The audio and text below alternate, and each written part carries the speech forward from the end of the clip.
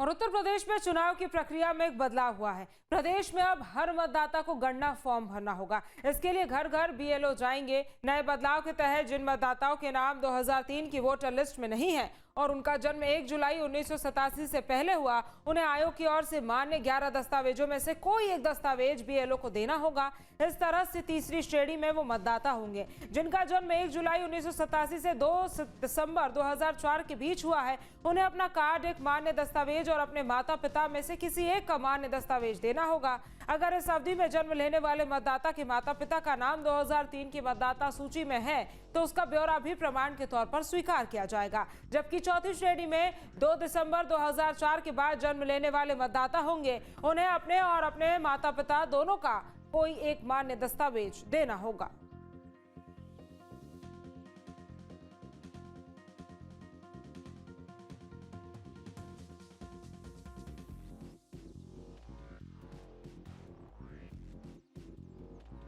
तो देखिए, मतदाता को गणना फॉर्म भरना होगा। तमाम दस्तावेज दिखाने के बाद उनका नाम एक बार फिर से शामिल हो जाएगा और अगर 2003 के पहले किसी मतदाता का जन्म हुआ है तो गणना फॉर्म में कुछ डॉक्यूमेंट्स है, कुछ प्रोसीजर है, उसको फॉलो करने के बाद फिर वो अपने आप को सूची में, अपने नाम को सूची में शामिल करवा सकते हैं। तो उत्तर प्रदेश में होने वाले विधानसभा चुनाव से पहले अब कुछ बदलाव जो हैं वो चुनाव प्रक्रिया में किए गए हैं।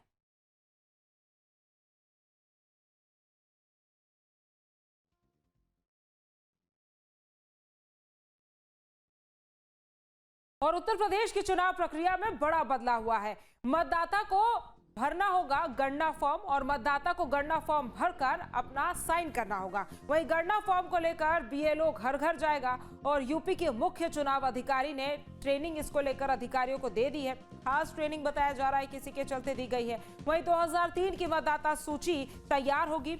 फाइनल लिस्ट में नाम नहीं होने पर मान्य दस्तावेज देने होंगे और देखिए, कुल 11 मान्य दस्तावेज है जिनमें से कोई भी एक दस्तावेज अगर आप दे देंगे तो उसको मान्य कर लिया जाएगा। तो ये एक बड़ा बदलाव उत्तर प्रदेश में होने वाले चुनाव से पहले इलेक्शन कमीशन की तरफ से किया गया है। हमारे संवाददाता शुभम पांडे लखनऊ से हमारे साथ सीधा जुड़ गए हैं, उनका रुख करेंगे। शुभम, जिस तरह से चुनाव आयोग ने ये बड़ा बदलाव उत्तर प्रदेश चुनाव से पहले किया है, क्या कुछ प्रक्रिया में बदलाव हुआ है? जानकारी दीजिए और क्या अपडेट है इस पर वो भी बताइए। जी बिल्कुल, देखिए कि अब अलग अलग प्रदेशों में एसआईआर होने की तैयारी की गई, तो ऐसे में अब उत्तर प्रदेश में भी एसआईआर की तैयारी लगभग पूरी कर ली गई है। लिहाजा इसे लेकर के जो मुख्य चुनाव अधिकारी हैं नवदीप रिढ़वा की तरफ से इन तमाम अधिकारियों को ट्रेनिंग दी गई है। 2003 की मतदाता सूची वेबसाइट पर अपलोड करने की प्रक्रिया भी जारी है और इसके साथ ही साथ हर मतदाता को गणना फॉर्म भरकर साइन करना होगा और इसे लेकर के बीएलओ के जो तमाम अधिकारी हैं वो लोगों के पास घर घर जाकर के फॉर्म भरवाएंगे। तो ये पूरी प्रक्रिया अब एसआईआर के तहत आने वाले दिनों में शुरू हो जाएगी। लगभग तैयारियां पूरी कर ली गई हैं और जो मुख्य चुनाव अधिकारी है नवदीप रिढ़वा की तरफ से इसको लेकर के सारी जानकारी और ट्रेनिंग भी अधिकारियों को दी जा चुकी है। गौरतलब है बीते दिनों अलग अलग प्रदेशों में एसआईआर को लेकर के काफ़ी ज़्यादा जो राजनीतिक दल हैं उनकी तरफ से अपनी अलग अलग तरीके से टिप्पणी की गई। ऐसे में अब प्रदेश में, क्योंकि लगभग 1 से 1.5 साल बाद उत्तर प्रदेश में भी चुनाव होने हैं, तो तमाम तरह की तैयारियां हैं। लिहाजा समय रहते इस पूरी प्रक्रिया को समय पर कर लिया जाए जिससे कि राजनीति की भेंट किसी भी तरीके से एसआईआर ना चढ़े और समय रहते इस पूरी प्रक्रिया को कर लिया जाए जिससे कि सही साक्ष्य, सही डेटा चुनाव आयोग के पास समय रहते उपलब्ध हो जाए। लिहाजा इसे लेकर के तमाम तरह की तैयारियां कर ली गई हैं। फॉर्म भराया जाएगा, मतदाता को खुद अपनी जानकारी देनी होगी और उसके साथ साथ खुद हस्ताक्षर भी करना होगा जिससे कि सही और सटीक जानकारी मतदाताओं की तरफ से दी जा सके और ये सही और सटीक जानकारी चुनाव आयोग के पास भी पहुंच जाए जिससे कि किसी भी तरीके से मतदाता सूची में गड़बड़ी की गुंजाइश ना रहे। जी शुभम, चूंकि दूसरे राज्यों में हमने देखा, खासतौर पर अगर बिहार की ही बात करें, एसआईआर हाल फिलहाल में वहां पर हुई है।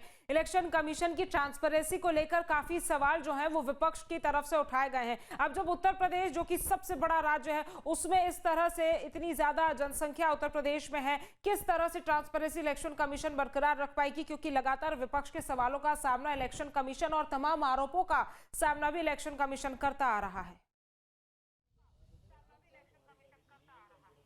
निश्चित तौर पर देखिए एक बड़ी चुनौती चुनाव आयोग के सामने है, क्योंकि सबसे बड़ा सूबा देश का उत्तर प्रदेश है और यहाँ पर इसीलिए काफ़ी समय पहले ही इस पूरी प्रक्रिया को शुरू कर लिया जाएगा, जिससे कि एक तय समय सीमा के भीतर इस पूरी प्रक्रिया को बेहतर तरीके से किया जा सके, कहीं पर भी कोई चूक ना रहे, मतदाताओं की जो जानकारी है इस पुनरीक्षण के माध्यम से पहुंच सके।